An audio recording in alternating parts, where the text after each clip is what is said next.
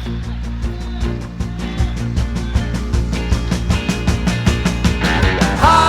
town, going down to hockey town, whoa, whoa. Hockey town, take me down to hockey town, yeah,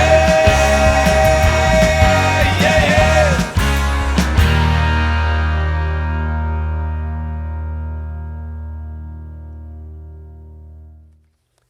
Hello, hockey fans. The Minnesota Hockey Connection show is on the air. We're at PACT-TV Studios in Duluth, and it's Monday, May 2nd. May 2nd.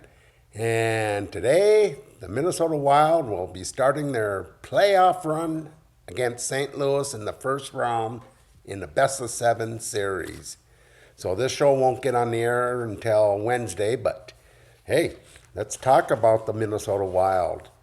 They played two top teams at the end of the season here at home, Calgary and the Colorado Avalanche, and they won both games, but there was a little problem with the Colorado game when there's some injuries, and boy, if we don't have all the team healthy, it's going to be hard to win the playoffs, because it gets tougher and tougher, and you need every player on the team to be healthy.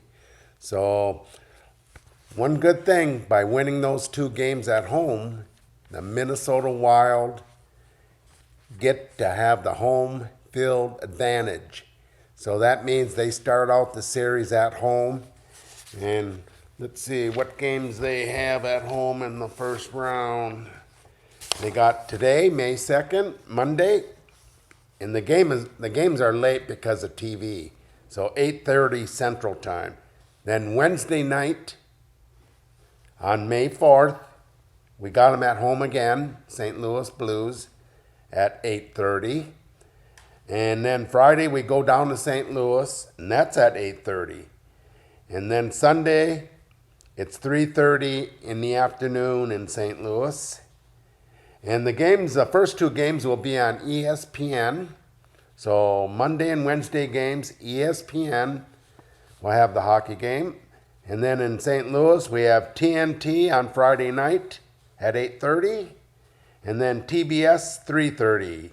So TV is going to dictate the times of all these games during the playoffs. Money wins again.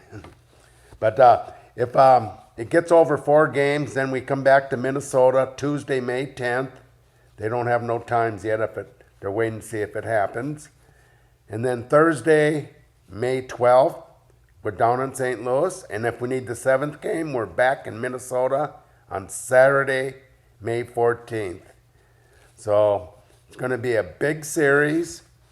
And going over the season, Minnesota Wild had their most points in a season. They won 53 games, lost 22, and 7 went into overtime. So 113 points the Minnesota Wild got. And then St. Louis Blues were 49, 22, and 11. So they got 109 points. So we just squeaked out the home advantage there. So that's going to help the Minnesota Wild with their fans, because the fans are loving this team. And I don't know, they're just fun team to watch this year. And I've been going to 30 games a year and with the Minnesota Wild. And some years, boy, sometimes I take a nap.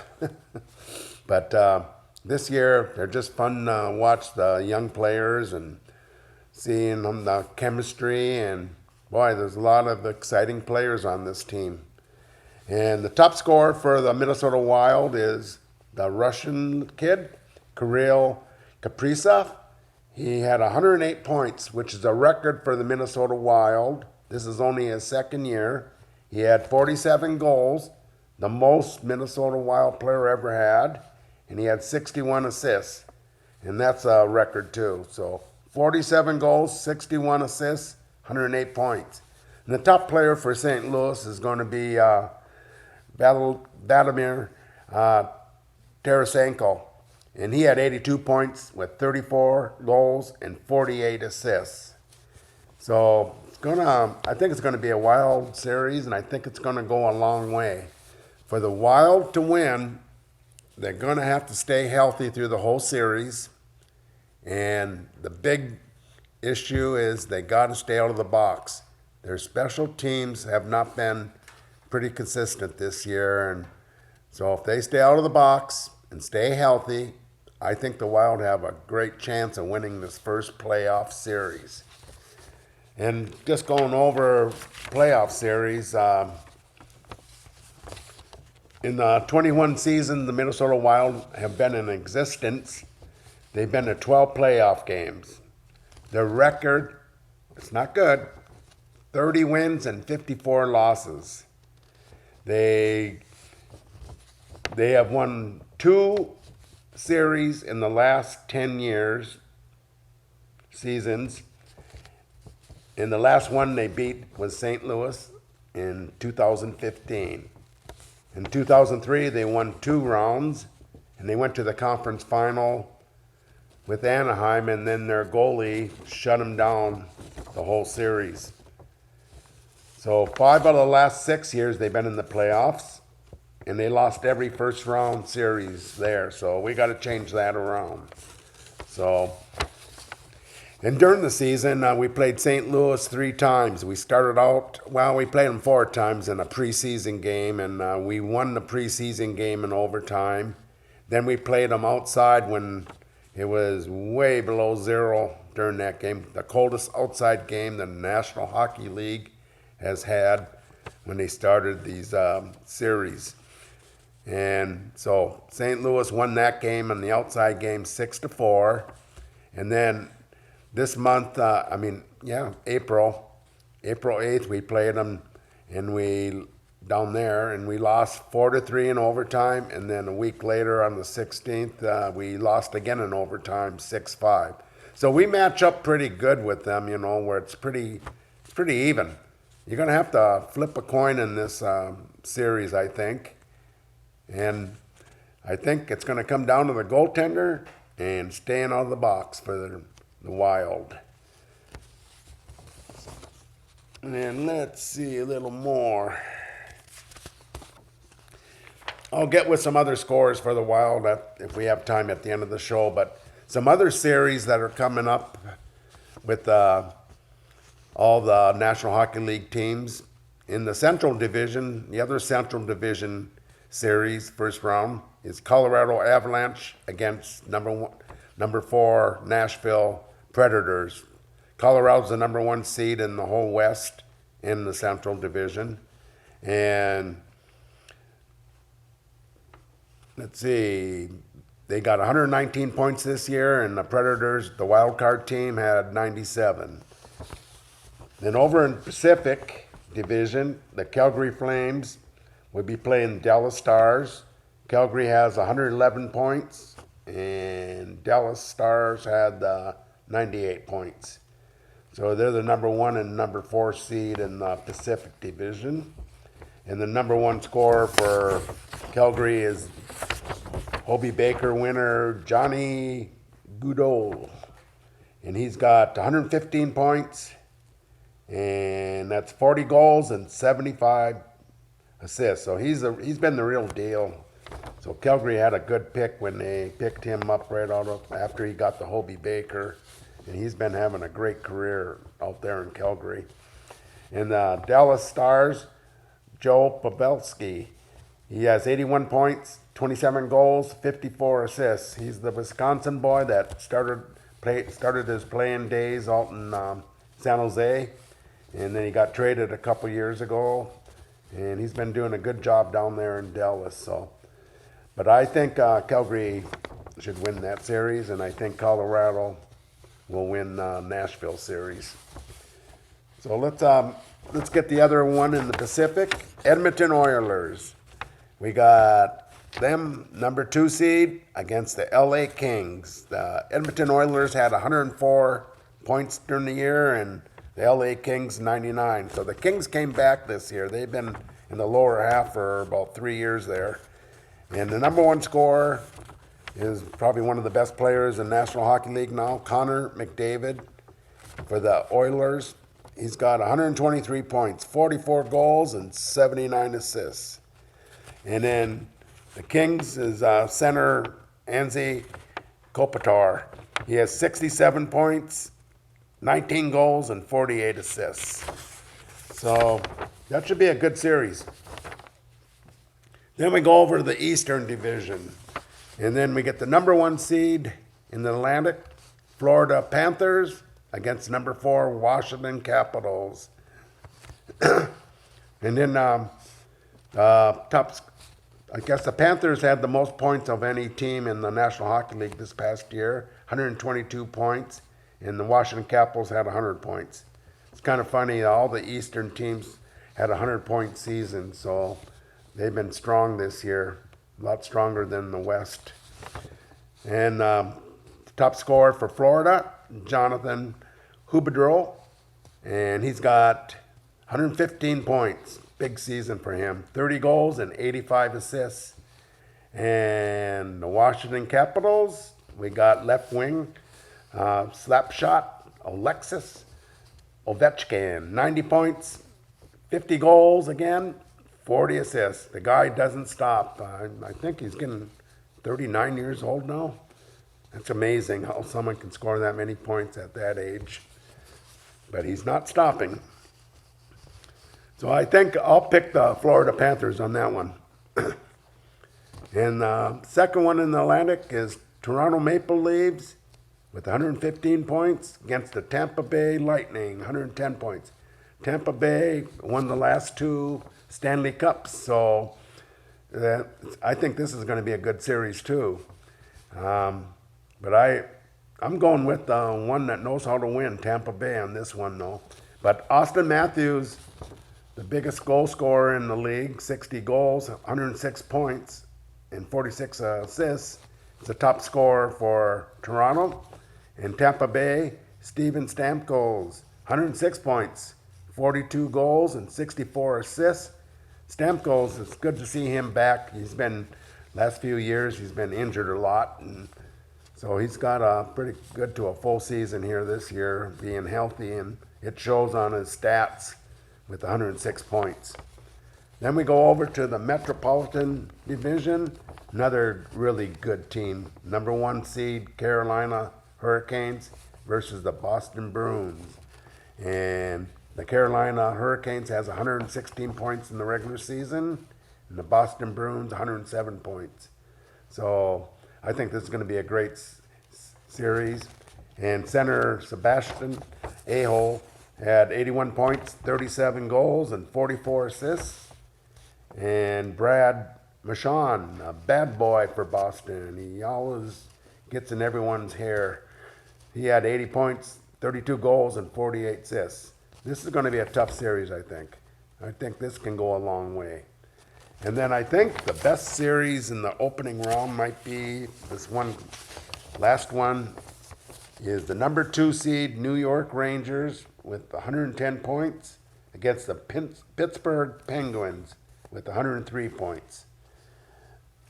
Artem Paranin is the number 1 scorer for New York Rangers, 96 points, 22 goals, 74 assists, and Sidney Crosby still doing it, 84 points with 31 goals and 53 assists. Yeah, I think this series is be a fun one to watch. So if you can see any of the New York Ranger Pittsburgh games, I would do it.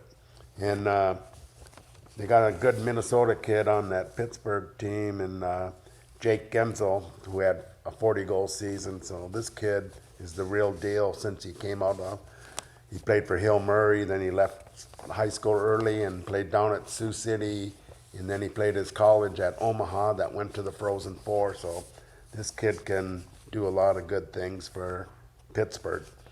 So, boy, the best time of the season now is the National Hockey League Stanley Cup playoffs, and that's where everyone really gets serious, and it's just fun to watch.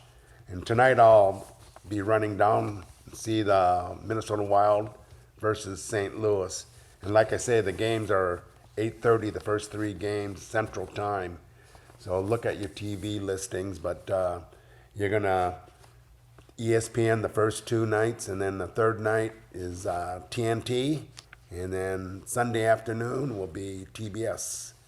That's the way they have it scheduled right now.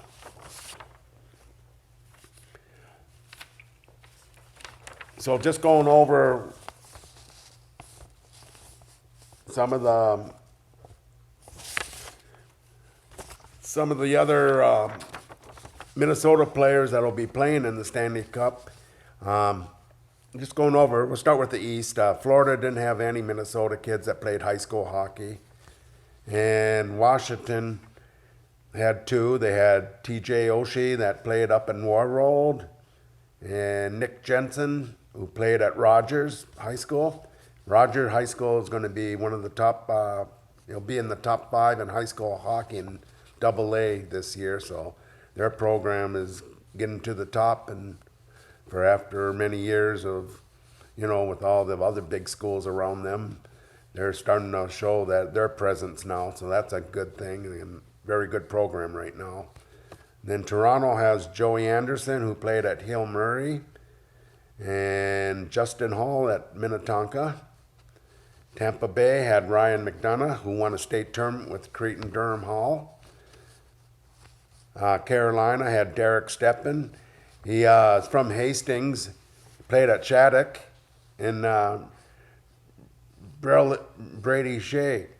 He played at Lakeville, then he left early, and he was a Gopher. And then Boston has Duluth East, Derek Forberg to look at. He's still playing hockey, and boy, he's been in there for close to 10 years now. The New York Rangers had Johnny Brzezinski, who played at Blaine High School.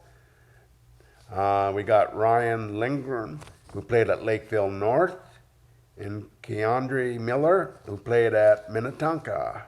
And like I said, Pittsburgh has Jake Genzel, who played at Hill Murray High School. So a lot from the East that played high school hockey in Minnesota. Then let's get over into Western Division. Colorado. They had Ben Myers, who they just picked up from the Gophers, who played his high school hockey at Delano. Eric Johnson, he played at Shattuck, a Bloomington boy. Nashville didn't have any players. Minnesota had two. Nick Bukestad, who played his high school hockey at Blaine High School. And then Ellis Goligoski, who played at Grand Rapids High School. St. Louis had Justin Falk. He played at South St. Paul, and then he went to the development team. Nick Leddy, who played at Eden Prairie High School. Calgary didn't have any players. Dallas had Jake Oliger. He's a goalie he played at Lakeville North. Then Edmonton had 0 players. Then the LA Kings had Blake Lazati, who played at, what's the little town out there in east side of Forest Lake? I'll get it before it's done. And then Mikey Anderson, who's Joey's brother, a D-man for the LA Kings. He played at Hill Murray too. And then he went and played juniors early. So a lot of Minnesota high school players to watch during the Stanley Cup this year, and they're fun to watch. A lot of good players from Minnesota. I was at the North American Hockey League Junior Playoffs. I came back on Saturday night from the high performance in the cities and a couple wild games and the NIT tournament these are the high performance at NIT are the best players in Minnesota, 16-year-old, 17-year-old, and 18-year-old. And I'll get into it more next week, some of the really good players and it might be the best senior class coming in to high school hockey next year in a long, long time, after this year was one of the worst in a long, long time. So I'm looking forward to high school hockey next year with the players that I've seen at these high performance and NIT tournament this last 4 days. But I was at the North American Hockey League junior playoffs, and I'll tell you, what a great story this is for the local team up in Cloquet, the Minnesota Wilderness.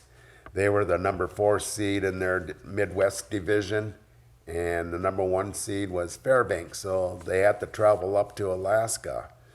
And the way they do it, because of money, it's a best-of-5 series.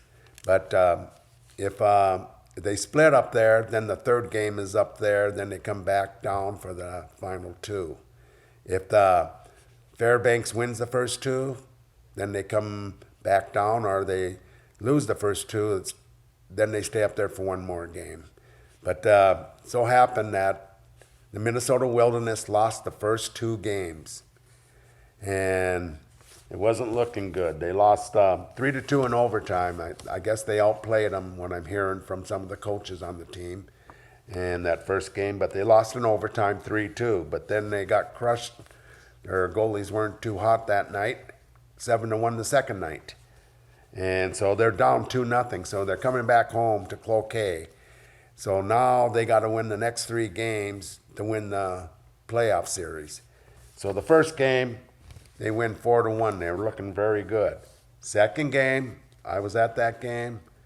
They looked very good most of the game, and they won 3-0 with 2 shorthanded goals. So it was a great game for the Wilderness to bring it for the third game at Cloquet Northland Credit Union Arena.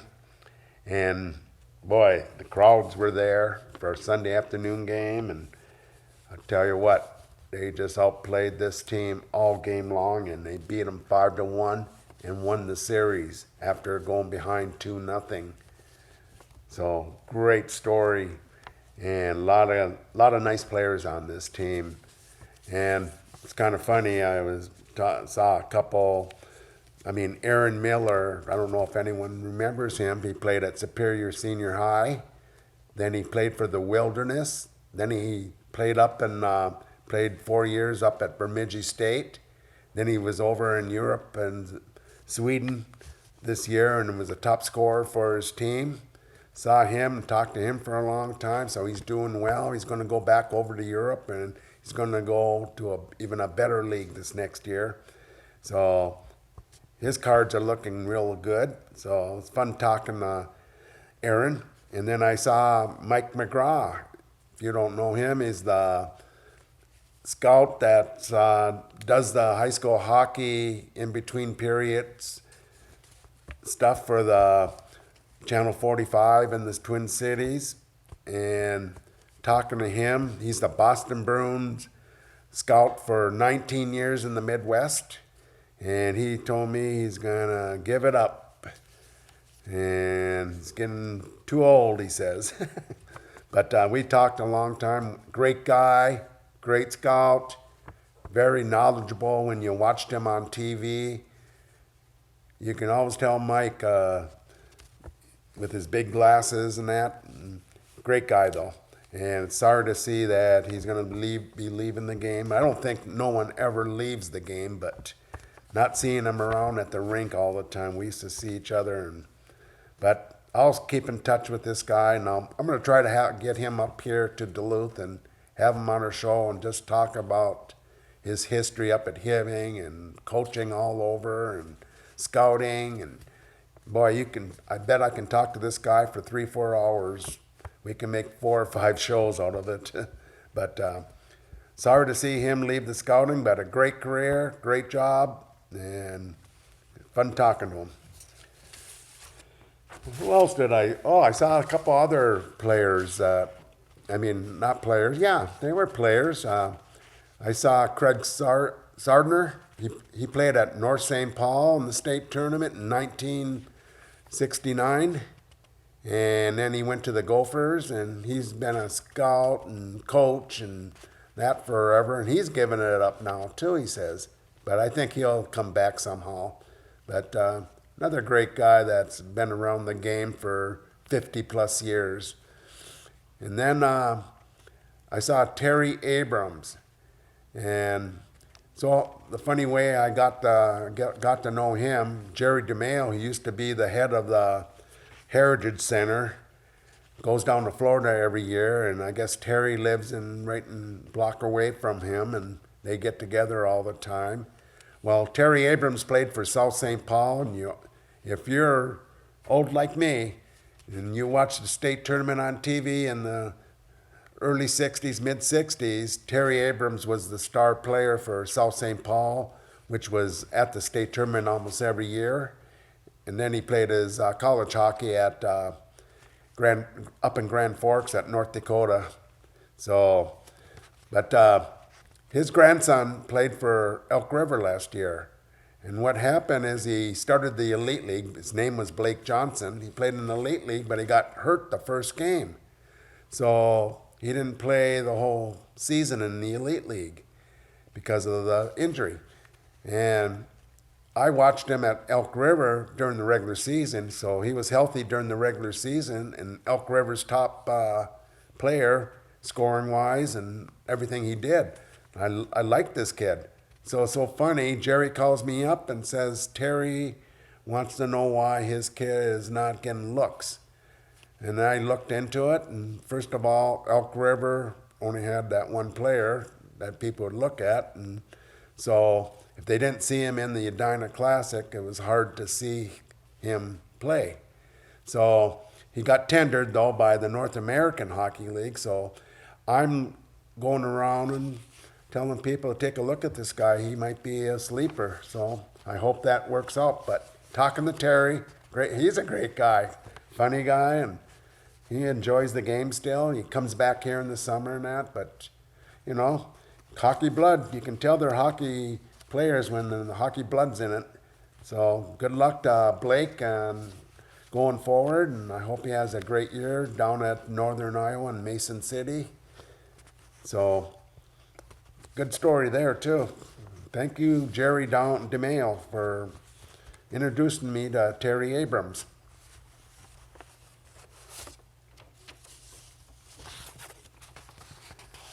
So I was down at the NIT and in the final 54, like I said, and I'm gonna talk a lot about that and certain players. We'll bring up players and teams next week.